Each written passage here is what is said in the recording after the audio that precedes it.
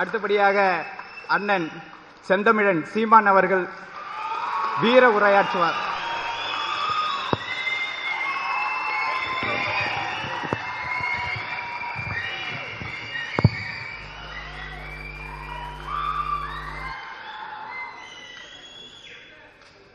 உலகத்தமிழர் பேரமைப்பின் சார்பாக தமிழ்நாடு, புதுச்சேரி மாநிலங்களுக்கான நீட்டுத் தேர்விலிருந்து நிரந்தர விலக்களிக்க கோரி எழுச்சியோடு நடந்து கொண்டிருக்கிற இந்த மாநாட்டை ஒருங்கிணைத்து நடத்தி கொண்டிருக்கிற என் அன்பு இளவல் கௌதமன் அவர்களுக்கும், அவரோடு உடனிருந்து உழைத்த என் உடன் பிறந்தார்கள் அத்துணை பேருக்கும், கருத்துரை வழங்கி அமர்ந்திருக்கிற மதிப்புமிக்க தலைவர் பெருமக்கள் அனைவருக்கும், தலைவர்கள் வந்து வந்து போனாலும் தமிழர்கள் நாங்கள் இறுதி வரை இருப்போம் என்று இந்த அரங்கத்திலே இருக்கிற என் உயிர் சொந்தங்கள் அனைவருக்கும் என் அன்பு வணக்கம்.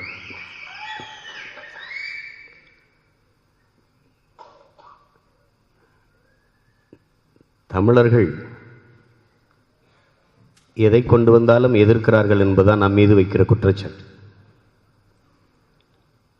இங்கே பேசிய அண்ணன் கோவை ராமகிருஷ்ணன் அவர்களும் அன்பிற்கினிய அக்கால் அருள்மொழி அவர்களும் பைத்தியங்களை பற்றி கதைகளை சொன்னார்கள். ஜெர்மனியில் ஹிட்லர் வருகிறார், அதிபர் வருகிறார் என்று ஒரு பைத்தியக்கார மருத்துவமனையில் அவர் வரும்போது எல்லோரும் எழுந்து நின்று வணக்கம் சொல்வதற்கு பயிற்சி கொடுத்தார்கள். ஒரு நாள் ஹிட்லர் வந்தார், எல்லோரும் எழுந்து வணக்கம் சொன்னார்கள். ஒருவன் மட்டும் அமைதியாக அமர்ந்திருந்தான். ஹிட்லருக்கு கோபம். எல்லோரும் எழுந்து நின்று வணக்கம் சொல்லுகிற போது நீ மட்டும் ஏன் அமைதியாக உட்கார்ந்து இருக்கிறாய் என்று. உண்மையிலேயே நான் பைத்தியம் இல்லைங்கன்னா, இந்த உண்மையிலேயே எவெல்லாம் பைத்தியம் இல்லையோ அவன்லாம் நீட்டை எதிர்க்கிறான். தமிழர்கள் நாங்கள் உண்மையிலே பைத்தியங்கள் இல்லை, அதனால எதிர்க்கிறோம். இந்த நீட் என்பது எவ்வளவு பெரிய பாதிப்பை எதிர்காலத்தில் நம் நிலத்தில் விளைவிக்கும் என்பதற்கான ஒரே சான்று நம் தங்கை அனிதா தான். இது தொடரக்கூடாது, அவள் மரணமே இறுதியான முற்றுப்புள்ளியாக இருக்க வேண்டும் என்பதற்காகத்தான் இந்த மாநாடு. ஏன் நாம் இதை எதிர்க்கிறோம்? இழந்துவிட்ட உரிமைகளை பிச்சை கேட்டு பெற முடியாது, போராடித்தான் பெற்றாக வேண்டும் என்கிறார் புரட்சியாளர் அண்ணல் அம்பேத்கர். கோயில்களில் எப்போதும் ஆடுகளைத்தான் பலியிடுகிறார்களே ஒழிய சிங்கங்களை அல்ல என்கிறார். நாம் வெறும் சிங்கங்கள் மட்டுமல்ல, புலிகள். அதனால் நாம் நம் உரிமைக்காக போராடி கொண்டிருக்கிறோம். நமக்கு பல கேள்விகள். நீட்டு தேர்வு என்பது என்ன? இங்கே பேசிய தம்பி கதிரழகன் கூட சொன்னார், தேர்வு எப்படி கல்வியின் தரத்தை உயர்த்தும்? மதிப்பெண்ணை வைத்து மனித அறிவை மதிப்பிடுவது போல ஒரு மடத்தனம் உலகில் உண்டா?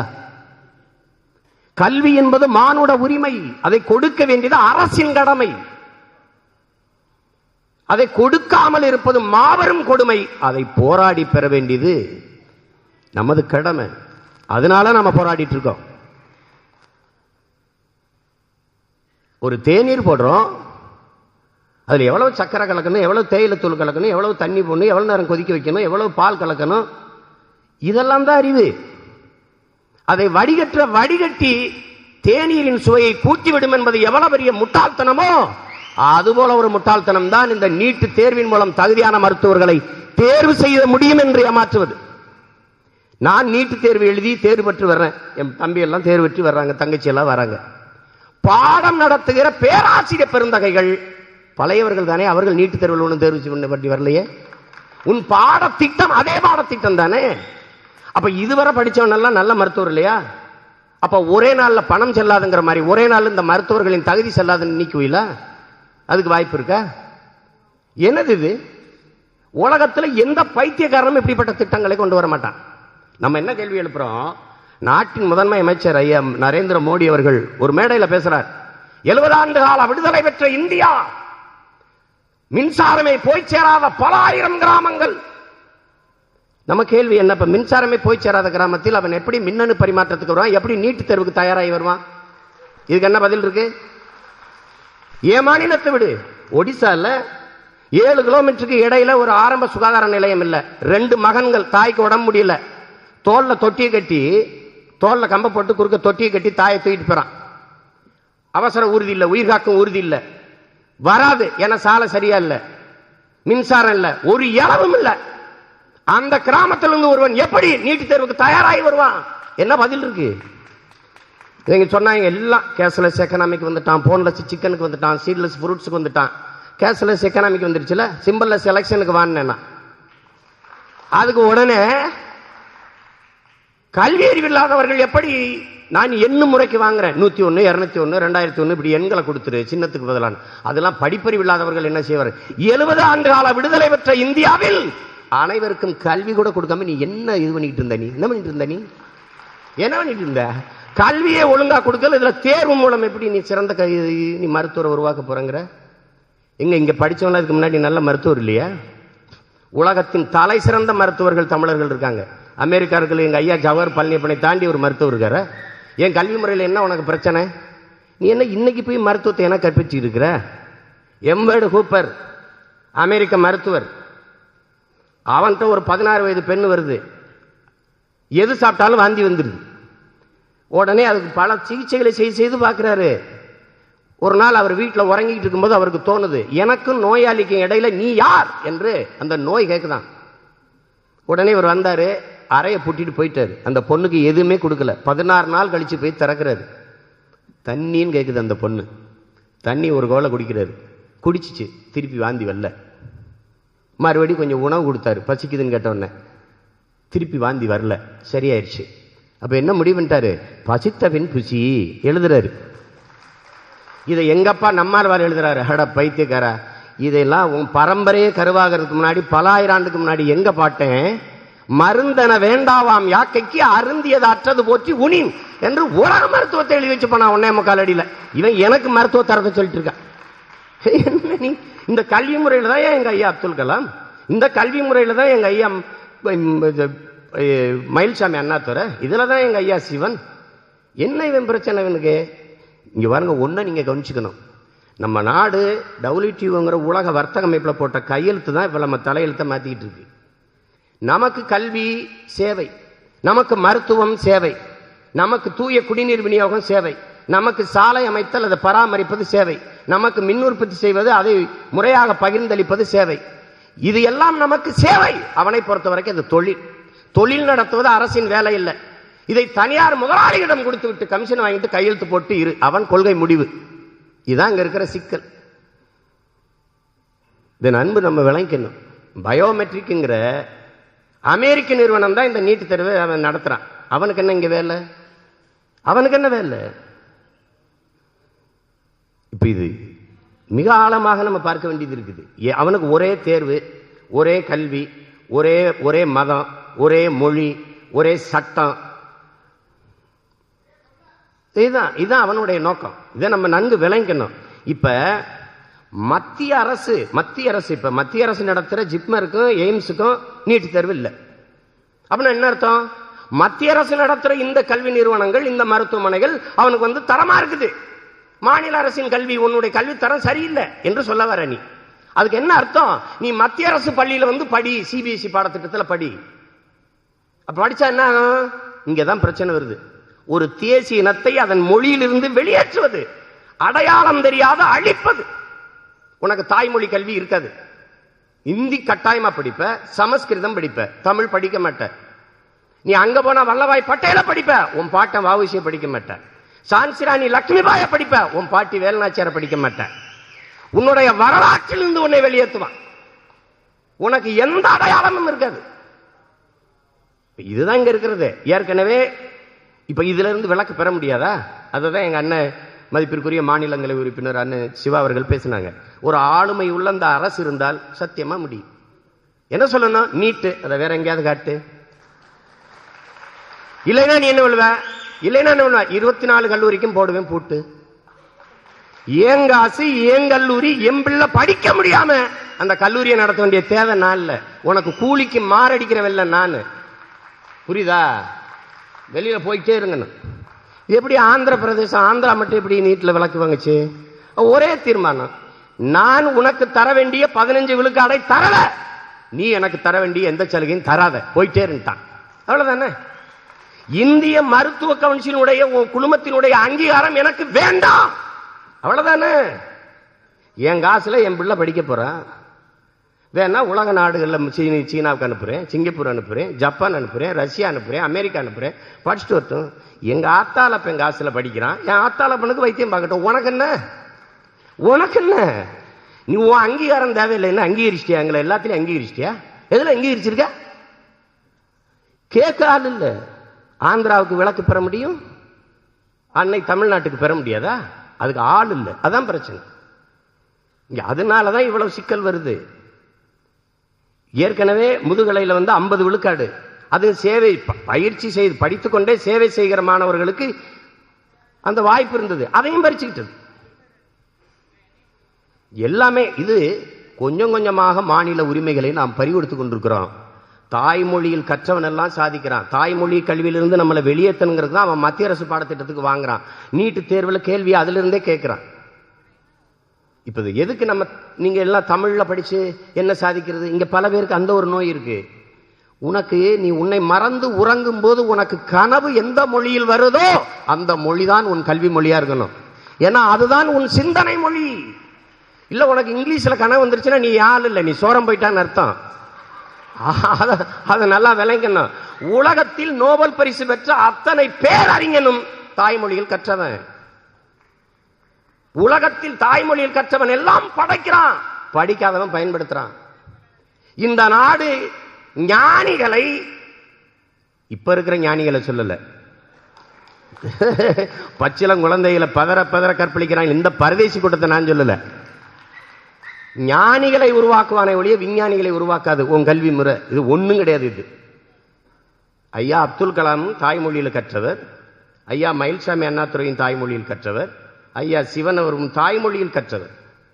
தாய்மொழியில் கற்பதற்கும் இதுக்கும் போய் தொடர்படுத்திக் கொண்டு இருக்க வேண்டிய அவசியம் இல்லை. எங்க ஐயா பழனிசாமி இருக்காரு கோவையில்,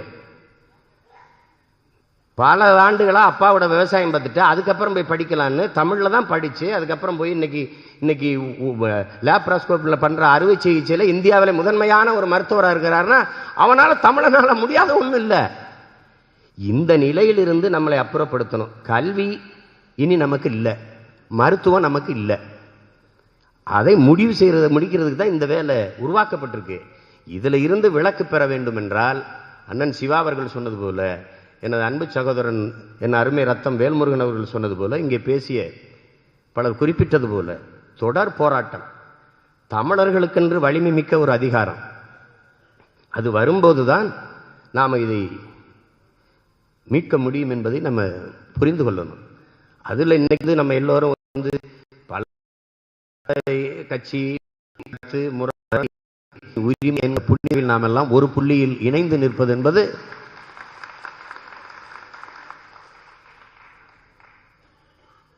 அதான் இங்க கேட்டவங்கலாம் கேட்டாங்க, தலைவர்கள் இத்தனை பேர் இருக்கிற அரங்க நிறையிலேன்ட்டு. தமிழர்களுக்கு இது போய் சேரணும். இங்க பேசுறது என்பது இது எல்லாரும் சொல்றாங்க, இங்க இருக்கிறவங்களுக்கு பேசல, உலகம் பூரா பரவி வாழக்கூடிய 13 கோடி தமிழனுக்குன்னு சேர்த்து தான் பேசுறோம். இப்ப இது பேசியது கொஞ்ச நேரத்தில் காணொலியில பார்த்துட்டு உடனே நம்ம கீழே இறங்குக்குள்ள அழைப்பான், அண்ணே உங்க பேச்சு கேட்டேனேன்பா. அந்த அளவுக்கு சமூக ஊடகங்கள் பரவி கொண்டிருக்கிறது. இதை புரிந்து கொண்டு ஒவ்வொரு உரிமையாக நாம் இழந்து கொண்டிருக்கிறோம். காவிரி மேலாண்மை வாரியம் அமைக்க தொடங்கி பேராசிரியர் நிர்மலாதேவி மேல ஒரு வாரியம் அமைக்கிற அளவுக்கு போய் நின்றுகிட்டு இருக்கு. ஒரு நாள் ஒன்றுக்கு அண்ணன் சிவா அவர்கள் சொன்னது மாதிரி திருப்பி திருப்பி திசை திருப்பி விட்டுக்கிட்டே இருக்கான். ஒரு முகநூல்ல ஒருத்தர் போடுற பதிவுக்கு நம்ம எல்லாரும் சேர்ந்து திரும்பிடுறோம். காலையில ஒரு பதிவை போட்டு இப்போ எங்கேயாவது போயிட்டு இருக்கா, நாள் புறம் சண்டை நடக்குது, ராத்திரி படுக்கும்போது ஒன்றை போடுறான், விடிய காலத்தில் இருந்துச்சு சண்டை நடக்குது. இதுல கவனமா இருக்கணும். உங்களை திசை திருப்பிடுவான். பிரச்சனைகளை கொடுத்து நம்மளுக்கு எப்படி அடிக்கிறான்? பிரச்சனைகளாலே அடிக்கிறான், பெரும்பாலே அடிக்கிறான், பெரும்பாலே அடிக்கிறான். போராடி பெற்று தருகிறதுக்கான அதிகாரம் நம்மகிட்ட இல்லை. மக்கள் நாம் போராடி பெற்றுக்கொள்வதற்கு விடுவதற்கான அதிகாரமும் நமக்கு இல்லை. நான் கூட கேட்டேன், மெரினா கடற்கரை அவங்க சொல்லுவது பொழுதுபோக்கான இடம்தான், போராடுவதற்கான இடம் இல்லைன்னு. உயிர், உணர்வு, உரிமை, இதைவிட பொழுதுபோக்கு மிக முக்கியமானதா? முக்கியமானதா?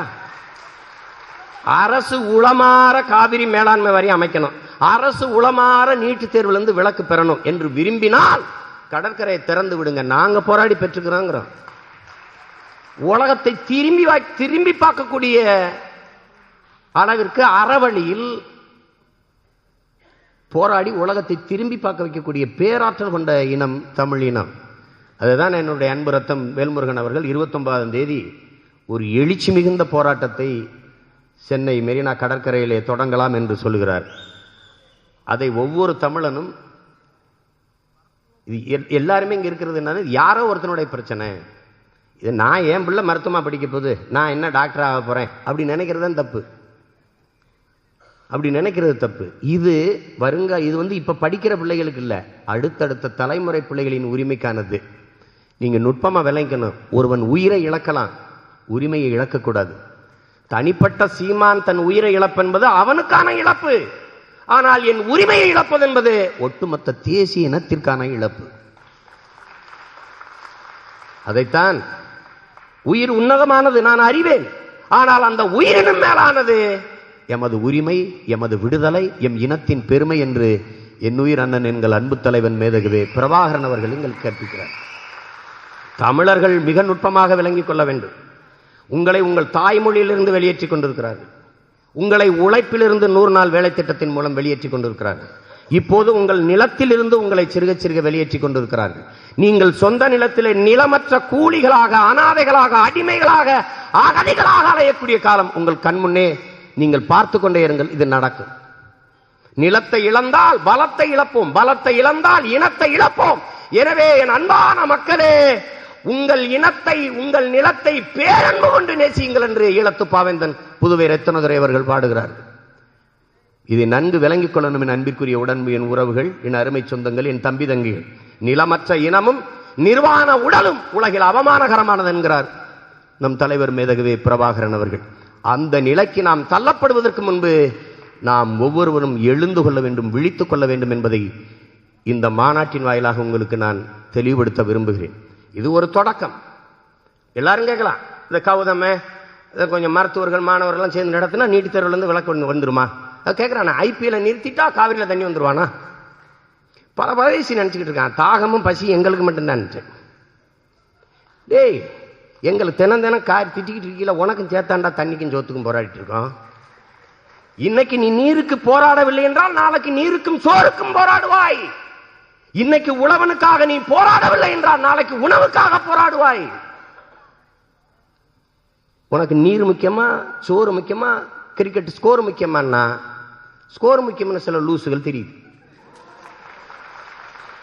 இந்த பைத்தியக்காரத்தனத்தை ஒன்றும் பண்ண முடியாது. நம்மளை விரும்புவர்கள், விரும்பாதவர்கள், எதிர்ப்பவர்கள், ஆதரிப்பவர்கள் எல்லோருக்கும் சேர்த்துத்தான் நாம் போராடி கொண்டிருக்கிறோம் என்பதை இளைய தலைமுறை தமிழ் பிள்ளைகள், என் அன்பின் இனிய தம்பி தங்கைகள் புரிந்து கொள்ள வேண்டும். இந்த மாநாட்டின் மூலமாக தீர்வு வருமா? இல்லை. இந்த மாதிரி மாநாடுகள் மூலமாகத்தான் தீர்வு வரும். இதான் வரலாற்றில் நிகழ்ந்திருக்கிறது. அதனால கேள்வி கேட்கிறவங்க, இது செஞ்சால் அது வந்துருமா, அது செஞ்சால் இப்படி நடந்துருமா, நீங்கள் தெருவில் நடந்து போனால் வந்துருமா?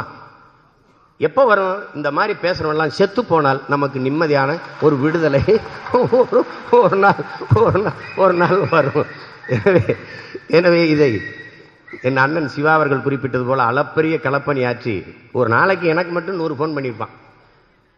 அண்ணே அது வந்துடணும்னே, போயிடணும்னே. அது மாதிரி களப்பணி ஆற்றி உடன் இருந்த தம்பிகளை ஒருங்கிணைத்து இத்தனை தலைவர்களையும் ஒரே நேரத்தில் அழைத்து வந்து 2 அமர்வுகளை நடத்தி இந்த மாநாட்டை மாபெரும் வெற்றி மாநாடு நடத்திய என் அன்பு இளவல் இயக்குனர் கௌதமன் அவர்களுக்கு என் புரட்சிகரமான வாழ்த்துக்களும் வணக்கமும்.